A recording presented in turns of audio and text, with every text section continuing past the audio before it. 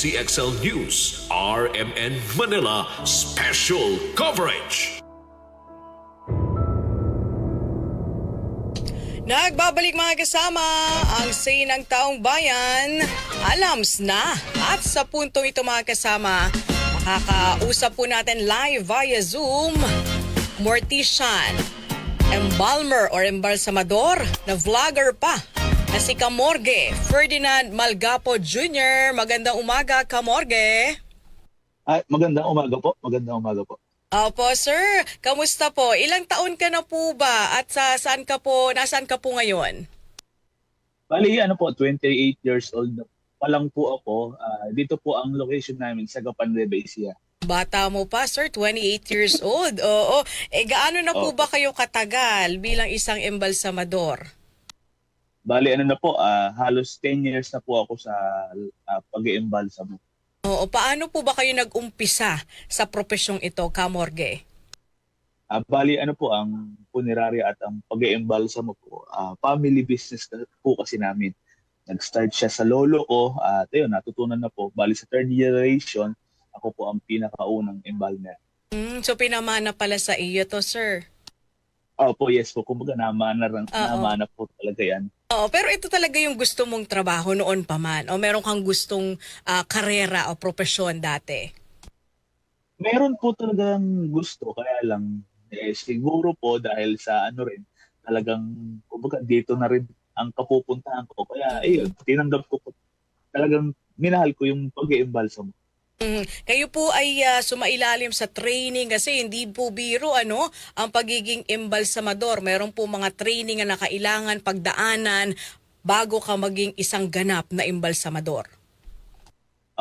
Bali po talaga yan. Ang pinakauna pong training na mangyayari, mag-helper muna o magiging staff ka muna ng isang embalsamador. At yung lahat ng ituturo sa'yo dapat mong matutunan. At yun po, luluwas ka ngayon ng Manila para mag-aral na magka-lisensya. Noong una, kanino ka nagsilbing helper? Bali, ang helper ko po talagang una ay yung tito ko. Bunsong kapatid ng tatay ko. Ano yung experience mo nung mga una kang naging helper diyan sa pag-iembalsa mo? Bali, nung po na yun, parang medyo kumbaga creepy, sabihin natin creepy kasi nga po kahit sabihin sanay kami nakakita ng patay. Iba pa rin po yung hahawak ka ng mismo ng actual Kaya ng patay. nga. Kasi nung helper po ako, ang ginawa sa akin dito David, parang ang ginawa niya, sige ikatahin mo yung patay. Siyempre ako wala pa akong kaalam-alam at may takot pa ako sa patay noon. Talagang medyo nanginginig ako sa takot nung pagkakataon na yun. So, anong ginawa mo noon? Hindi ka ba nagdalawang isip after mong gawin yung task mo? Hindi ka ba ayoko na? Parang hindi ko ata kaya to. Bali nung time po na yun parang nung pinagawa sa akin ni Tito David yung pagtatahi, parang hindi ko po kasi nagawa ng maayos kasi hindi ko pa talaga alam kung paano yung tamang procedure. Pero nung natapos ko pong gawin kahit na hindi pa tama, parang kumbaga pumasok sa isip ko na ito na yun, parang ito'y gusto ko. Gusto ko talaga to. Ganon po ang nangyari sa akin. So pinanindigan mo na, Kamorge. Yes. Yes po. Talagang nakakita ko po yung kalakaran. Talaga naman, sabi nga po ng tito ko, si Tito David, kumbaga, pera talaga ang lalapit sa'yo kapag ang trabaho mo, embalmer. Dyan po ba sa inyo sa Gapan? Tama po ba? Madami po ba kayong mga embalsamador dyan? Bali, dito po sa amin talaga halos kinukulang po kami ng embalmer dahil konti lang po kami rito pero napakaraming punerarya.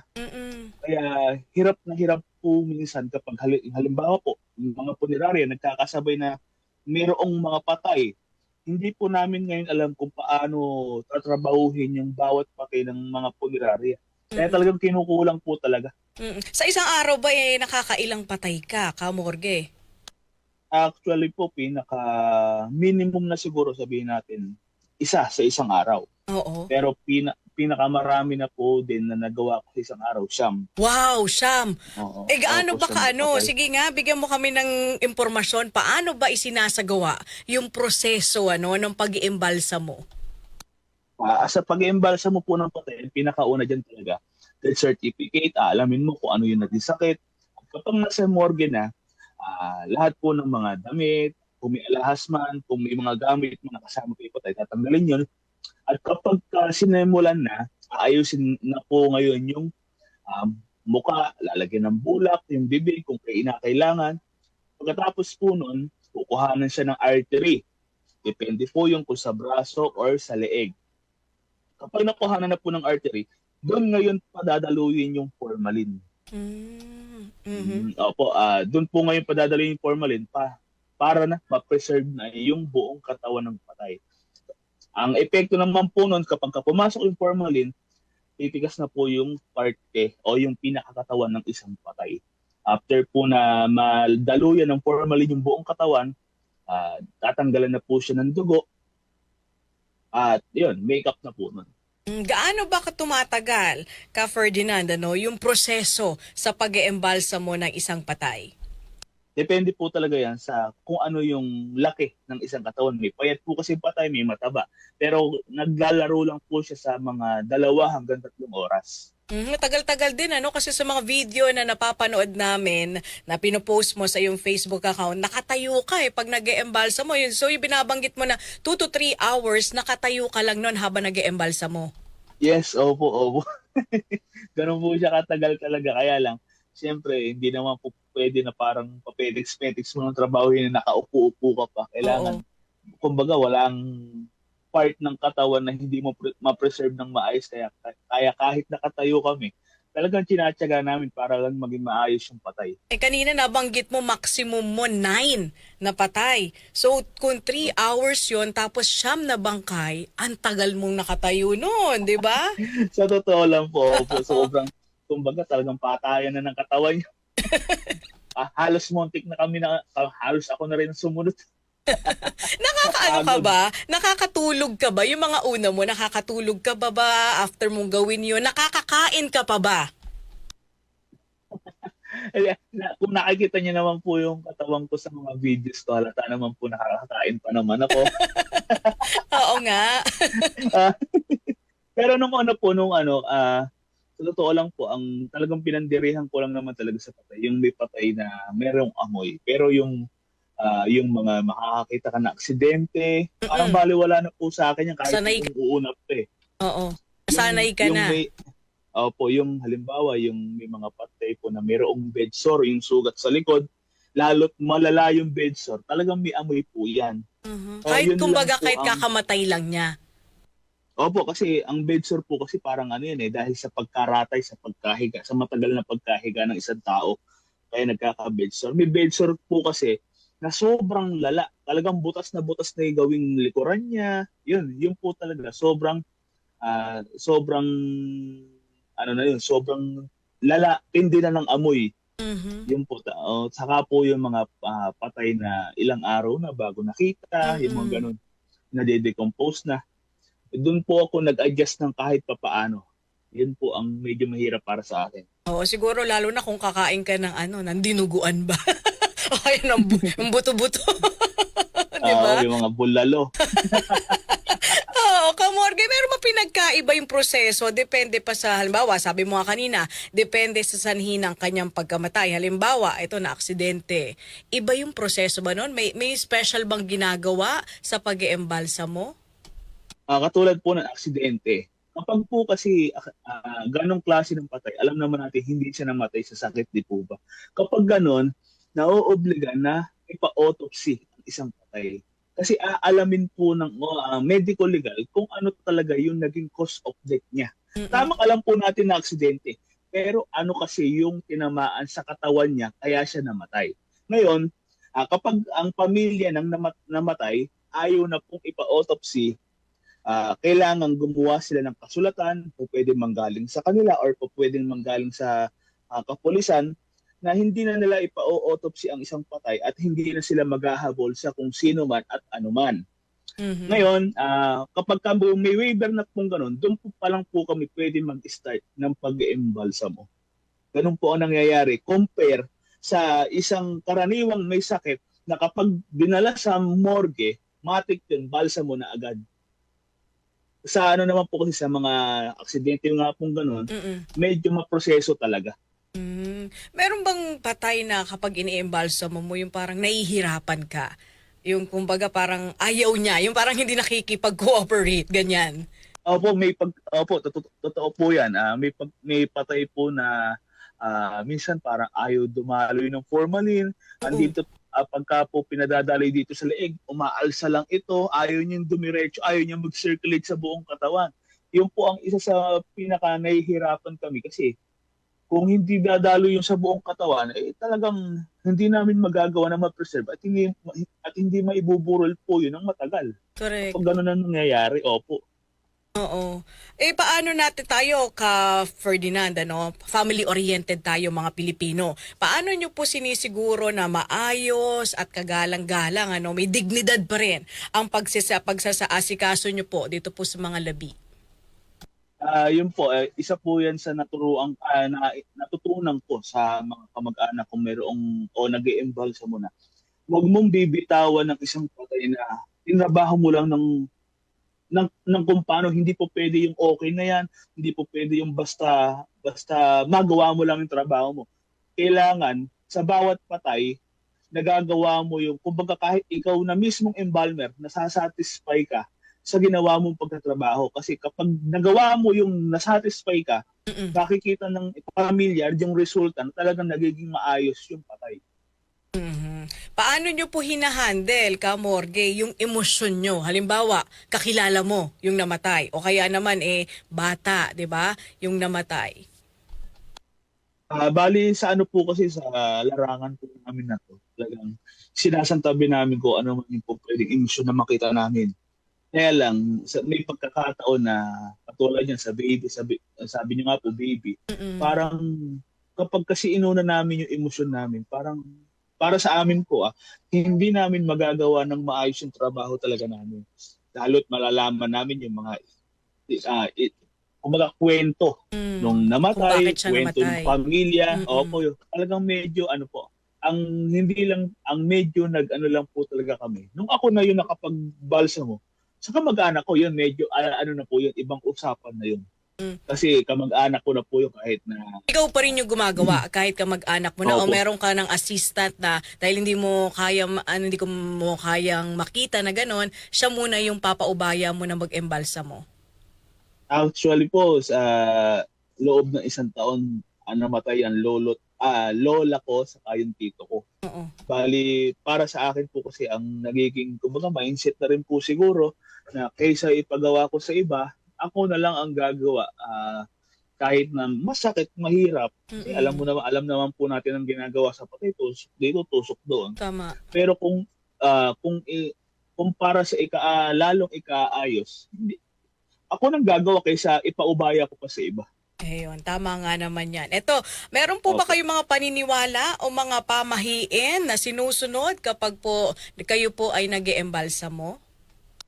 Actually, ano po kasi sa totoo lang, kami mga taga-punerarya parang ano alam niyo po yung parang wala, kahit sabihin araw-araw namin nakakasalamuha yung mga pamahiin na yan na nakikita namin sa mga tao, parang hindi na kami naniniwala. Mhm. Katulad halimbawa ito, kapag dumadalo tayo ng burol, di ba nagpapagpag tayo, pupunta tayo ng 7-Eleven, ng McDonald's, sabi nga nila, yung mga kaluluwa na iwan na doon, ang dami sigurong kaluluwa sa 7-Eleven tsaka sa McDonald's, kasi doon lagi nagpapagpag. Kayo ba ginagawa nyo pa rin yan? Actually po, ako, hindi po talaga ako naniniwala. Pero pagkatapos kong mag-imbalsa mo, pumupunta po akong 7-Eleven kasi nautosan ako ng asawa kong bumili ng pagkain niya. Oo. Pero hindi para magpagpag. Pero ano po yan talaga, marami po nagsasabi na totoo daw po yun. Pero base sa karanasan po namin lahat ng taga-punerarya, kung yung pagpag ay totoo, lahat po ng patay na hinahawakan po namin, kasama namin natutulog dito sa bahay. Oo. Meron bang time na kinakausap mo sila? Actually po, hindi naman yung parang kinakausap mo ng verbal. Verbal, oo. Ano Yung po. parang sa utak lang, oo.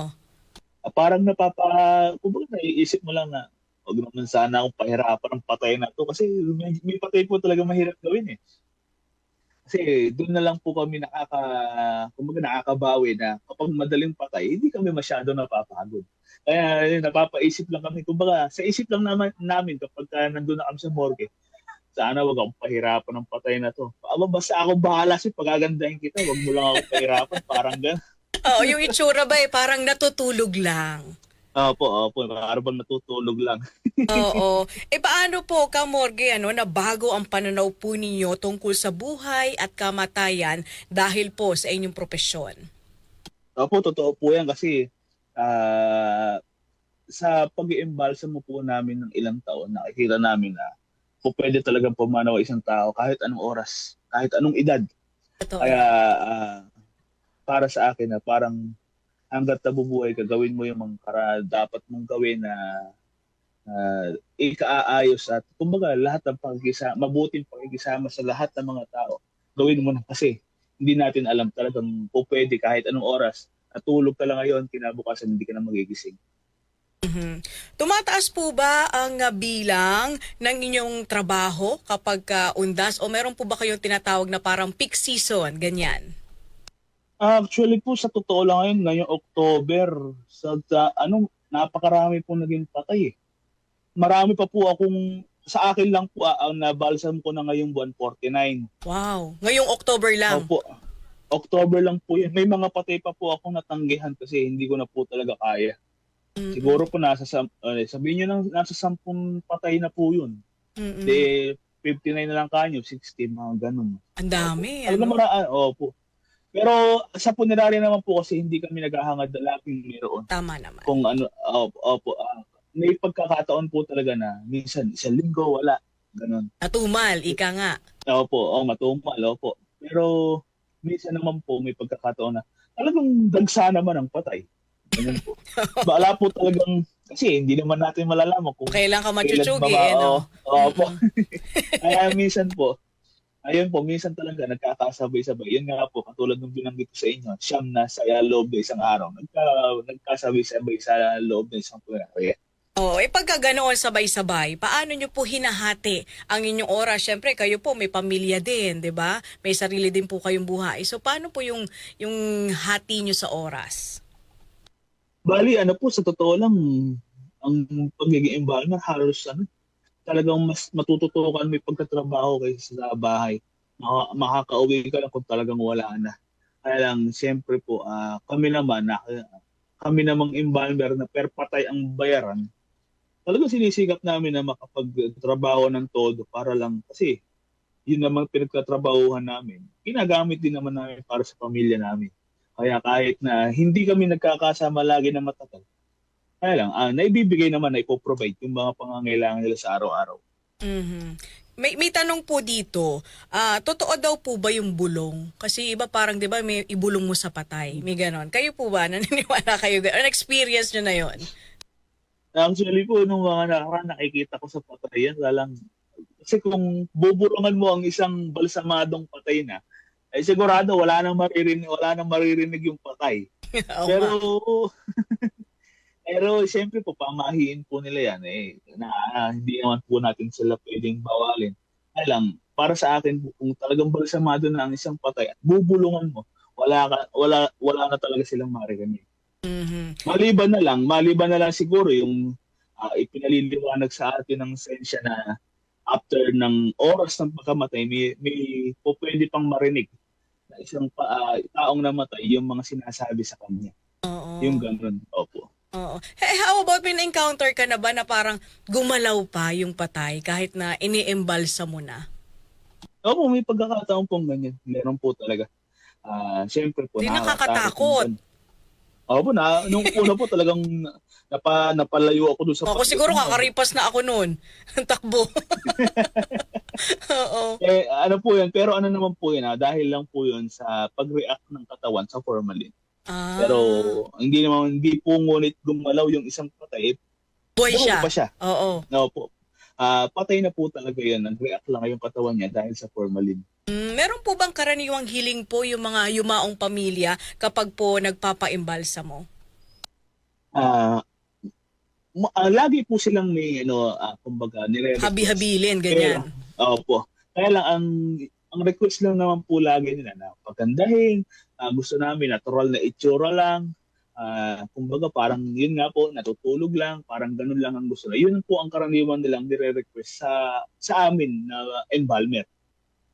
Mhm. Siguro po panghuling mensahe na lamang po sa mga naku-curious po sa ganitong trabaho at gustong pasukin ang pag-iembalsamo. Ano po ang inyong mapapayo, Kamorge? Yun lang po, hindi naman po talaga nawawala yung mga taong wala pang kaalam-alam sa kung paano ang ginagawa sa pag-iembalsamo. Pero kapag ano po yan, katulad po na sa akin, nag-content po ako ng about sa pag-iembalsamo, magtanong po kayo at po pwede naman gawa ng content yun. Kumbaga maipaliwanag sa inyo sa pamamagitan ng video yung mga tanong na hindi nyo pa alam sa kung paano yung ginagawa sa proseso ng pag-iembalsamo.